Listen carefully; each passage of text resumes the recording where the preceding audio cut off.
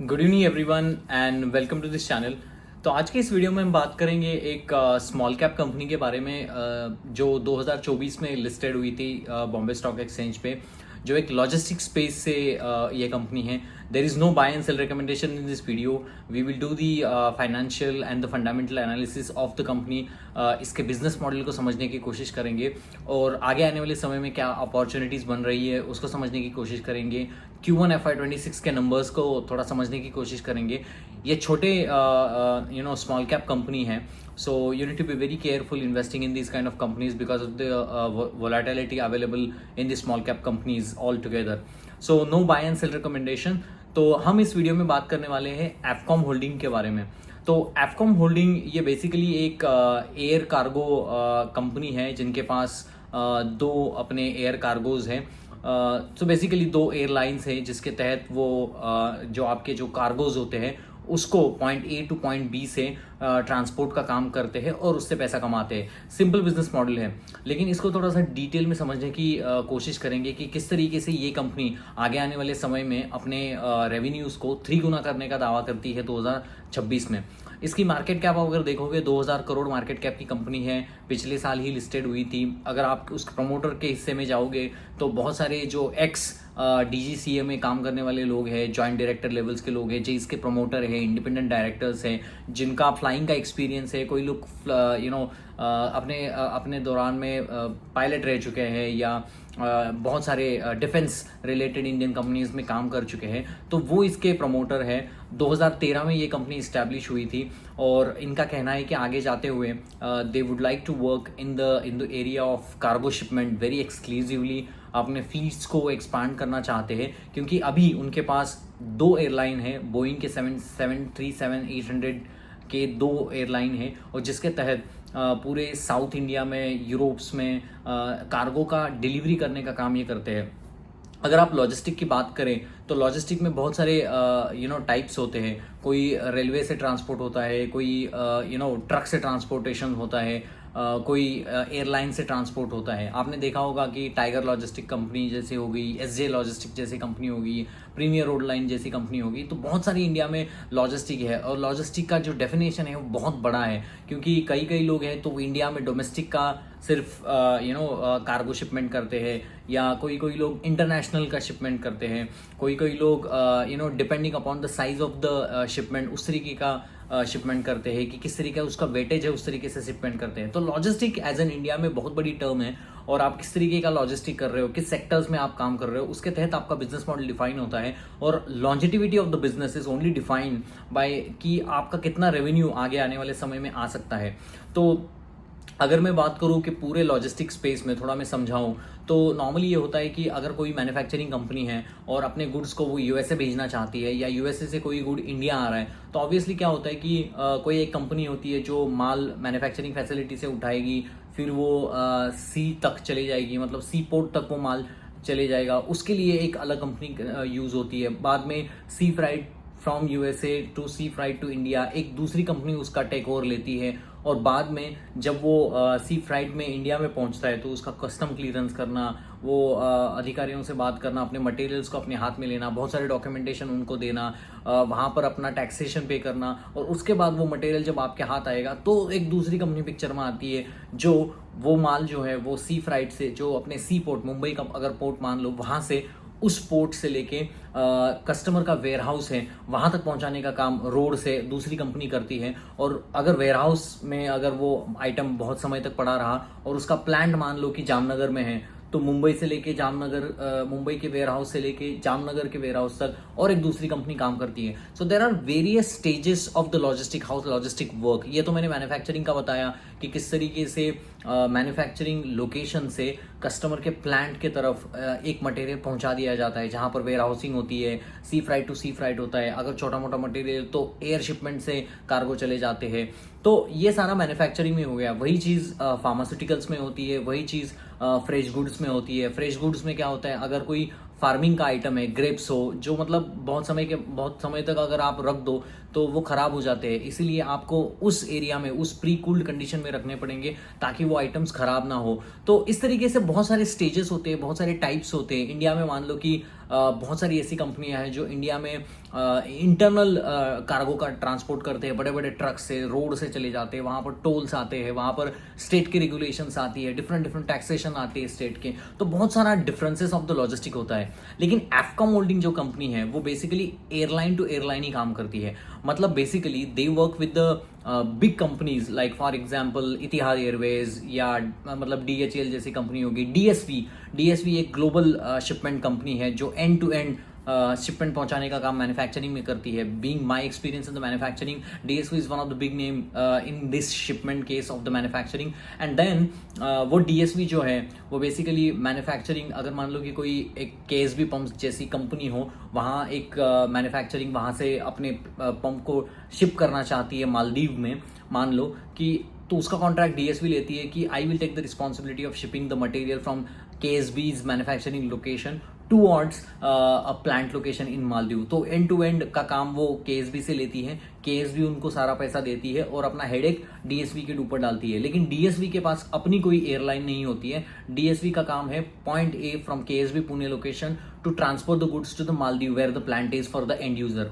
तो ऑब्वियसली इसके बीच का जो फासला है, इसके बीच के जो पैसे है वो KSB DSV जैसी कंपनी को देता है। तो DSV क्या करती है कि ये DSV जो कंपनी है उसके पास खुद का एयरलाइन नहीं है, तो कार्गो एयरलाइन में जो काम करने वाली कंपनी है जैसे अफकॉम होल्डिंग हो गई, उनके पास वो चले जाते हैं और बोलते हैं कि हमारा ये मटेरियल है, इसको पहुंचाना है फ्रॉम मुंबई टू मालदीव यहाँ से। एंड देन अफकॉम होल्डिंग जैसी कंपनी हो तो वो अपने कार्गो शिपमेंट के लिए कितने पैसे लगते हैं वो उनको बताते हैं और यहाँ से काम शुरू होता है अफकॉम होल्डिंग का, जो मुंबई के एयरपोर्ट से लेके मालदीव के एयरपोर्ट तक अपना माल पहुंचाएंगे। वो किस तरीके से पहुंचाएंगे? अफगान होल्डिंग के पास अपने दो अभी एयरलाइन है, कार्गो एयरलाइन उनके पास है, बोइंग के 737-800 के।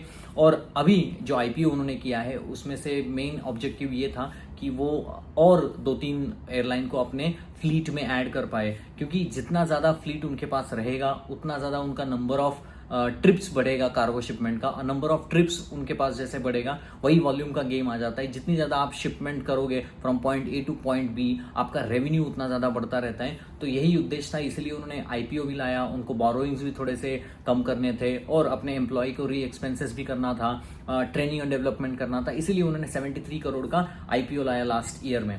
तो बेसिकली आपको अभी तो बात समझ आई होगी कि अफकॉम का business model basically airline to airline है। उनके पास एयरलाइन है तो basically from A airport to the B airport अपने माल को, गुड को पहुंचाने का काम करती है। बेसिकली वो कौन से ऐसे कार्गो शिपमेंट्स होते हैं जो डेंजरस गुड्स का शिपमेंट हो गया, जो हाई वैल्यू शिपमेंट्स हो गए, जो फ्रेश फार्म के जैसे शिपमेंट हो गए, जो फार्मा के शिपमेंट्स हो गए, इन सारी चीज़ों को cargo shipments point A to point B पहुंचाने का काम अफकॉम होल्डिंग जैसी कंपनी करती है।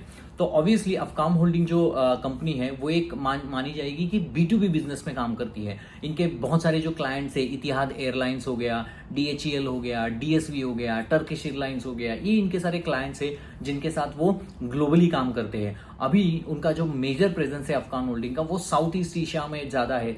Singapore, Colombo, Malaysia, Maldives, Thailand, India का, साउथ इंडिया का जो एरिया है वहाँ बहुत ज़्यादा ऑपरेट करते हैं। ऑब्वियसली अभी फ्लाई दुबई जो दुबई की एक एयरलाइन है, इनके साथ उन्होंने अभी एक कनेक्टिविटी का करार किया है, जिसके तहत ऑब्वियसली इंडिया के मिडिल ईस्ट में अभी उनका ज़्यादा प्रेजेंस नहीं था, लेकिन fly Dubai is one of the airlines based out of Dubai. तो अभी वो जो शिपमेंट है, मतलब ये अफगान होल्डिंग बड़ा कॉन्ट्रैक्ट लेगी DSV से, उसको सब कॉन्ट्रैक्ट करेगी कि थोड़े जगह पे जहाँ पर उनको परमिशन नहीं है वहाँ तक माल पहुँचाने का काम थ्रू फ्लाई दुबई ये लोग करेंगे। तो नॉर्मली होता ये है, आपने ये तो समझा है कि ये एयरलाइन शिपमेंट में है, एयरलाइन कार्गोज में ये काम करते हैं, ये हाईली रेगुलेटेड एनवायरनमेंट होता है। आपने देखा होगा कि पिछले कुछ महीने के पहले अहमदाबाद में जो प्लेन क्रैश हुआ उसके बाद आपने सुना होगा कि DGCA का ये अप्रूवल था, नहीं था, ग्राउंड लैंडिंग परमिशन था। तो आप ये देखोगे कि हाईली रेगुलेटेड इन्वायरमेंट होता है। यहाँ पर सेफ्टी के रेगुलेशंस बहुत होते हैं, यहाँ पर ग्राउंड परमिशंस वहाँ लैंड करने की होनी चाहिए उस कंट्रीज़ में। मतलब आपको हर एक कंट्री में लैंड करने के लिए, अपने कार्गो शिपमेंट के लिए वहाँ पर लाइसेंस लेना ज़रूरी होता है। वहाँ पर ग्राउंड लैंडिंग की फ़ीस अलग अलग देशों में अलग अलग होती है, वो अलग अलग समय पर चेंज होती रहती है। तो मान लो कि कोलंबो में कोई एयर लैंडिंग की फ़ी है, तो लेकिन वो यूएसए में अलग होगी, वो यूरोप के किसी देशों में अलग होगी।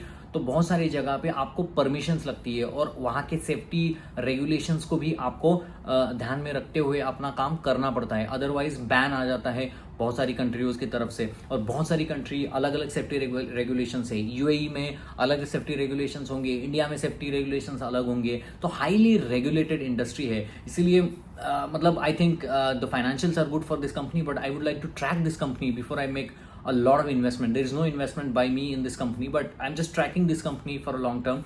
So the problem what I have is this is one of the B2B company. The company is performing good. अगर आप Q1 FY26 के numbers देखोगे तो अच्छा खासा jump revenues में आया है।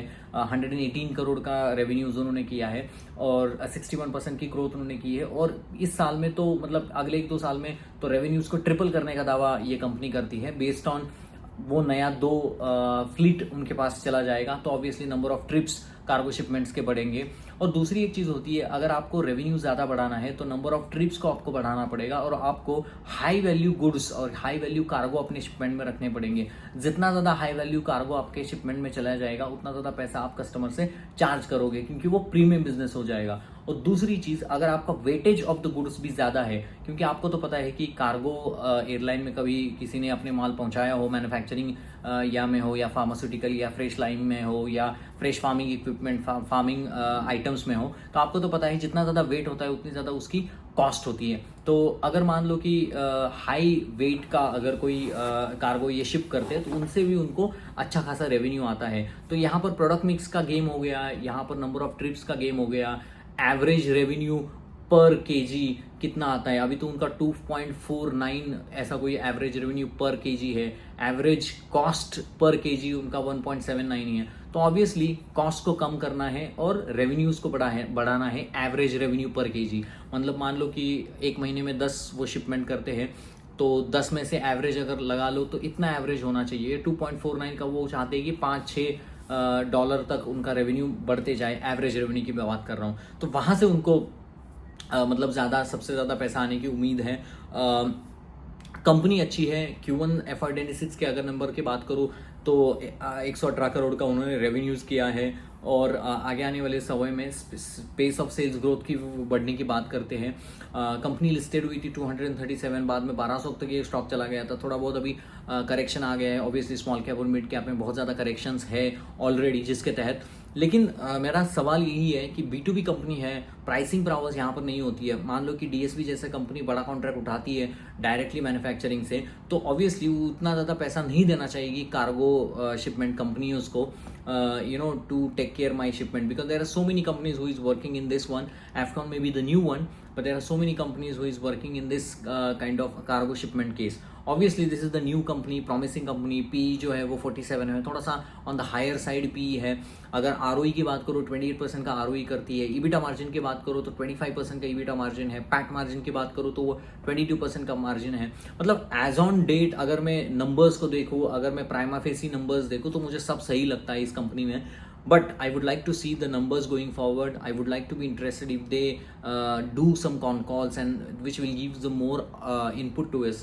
बिकॉज इंपॉर्टेंट होता है छोटे स्मॉल कैप कंपनी में इन्वेस्ट करने का, यही एक डेंजरस होता है। कभी क्या चीज़ उल्टी पड़ जाए हमें समझ में नहीं आता है। I will be more interested in a company जो अपने क्वार्टरली बेसिस के ऊपर अपने रेवेन्यूज़ को डिक्लेयर करती है, कॉन कॉल अच्छी तरीके से करती है, तो हमें 5-10 करोड़ वहाँ पर लगाने के लिए कोई हमें दिक्कत नहीं होती है। लेकिन if you are investing 1 lakh and 2 lakh, that is fine, but if you want to invest more amount of money, you need more clarity, more data on which you think that this company will be the big in days to come, because this is what we are doing it, and that is the difference between the India and the USA.